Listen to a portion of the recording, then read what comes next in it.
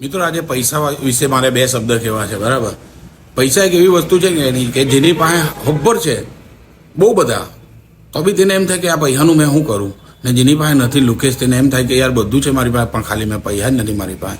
પૈસા હવે તો હું આ કલાક હું મેં પેલું કલાક હું મેં એમ જિંદગી જીવું. બરાબર, જેની પાસે પૈસા છે ને તેની પાસે આપણે પૈસા માંગીએ ને તો એને એવું લાગે કે એનો બંડલ ઓછું થઈ જાય ને જિંદગીમાં પાછું એ જ માંગતો થઈ જાય. લાખો રૂપિયા તેની પાસે 10,000 માંગીએ તો એને એમ થઈ જાય કે હું બી પછી હોટો થઈ જવા. ને જેની પાસે નથી તેને એમ થાય કે હું હમણાં 10,000 લઈ લેવા અને હું આ કામ પટે એટલે હું ફટાક દઈને એને આપી દેવા. બરાબર, પણ પૈસા છે ને માણસ હાજર છે ને પૈસા જૂઠો પડી જતો છે. મારા એક દોસ્તારને મેં પહેલી તારીખે એવું કીધેલું કે ભાઈ મને 10,000ની જરૂર છે, તું મને 10,000 રૂપિયા આપ, મેં તને 15 તારીખે રિટર્ન કરી દેવા એમ. તો પેલો કે પાક્કું ને તું 15 તારીખ આપે? મેં કીધું હા પાક્કું, એકદમ શ્યોર. તો કે સારું ચાલ હું ગોઠવું એમ કે હું આવતો જ છું એમ કે. મારી પાસે આવતા જઈને 6 તારીખ થઈ ગઈ.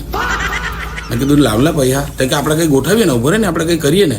બીજા 4 દાડા નીકળી ગયા. 14 તારીખે હાલના મને એને 10,000 રૂપિયા આપ્યા ને મને એવું કીધું મને પૂરો વિશ્વાસ છે તારા પર, તું તારું કામ કાઢી લાગ, જ્યાં તું અટવાયેલો છે ચિંતા નહીં કર. મેં હો લઈ લીધા પાણીમાં આપવા સારું કે હું કેટલો કૂદતો છે જુએ ને.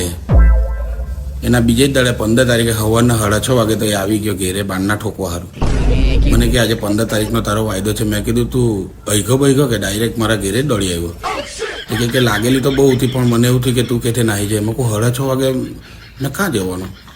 તું એક કામ કર, મારા ટોયલેટમાં જા ને તારા લેંડા બેંડા પાડ, તારા 10,000 જે તે મને આપેલા ને તે મેં રવા જ દીધેલા છે. તો કે યાર તને કામ સારું આપેલા તું એ શું કા રવા દીધા? મેં કહું મને ખબર કે તારી ગાણે ઝેરવા હે નહીં ને એટલે મેં રાખી જ મૂકેલા, એ જ પૈસા તું પાછા લઈ જજે.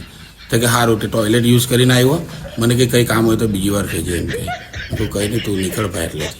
એટલે પારકાના પાસે માંગી લેવાના પણ દોસ્તારે પાસે નહીં માંગવાના. આવા અનુભવ થાય. ભગવા હોની રહ્યો બોલે.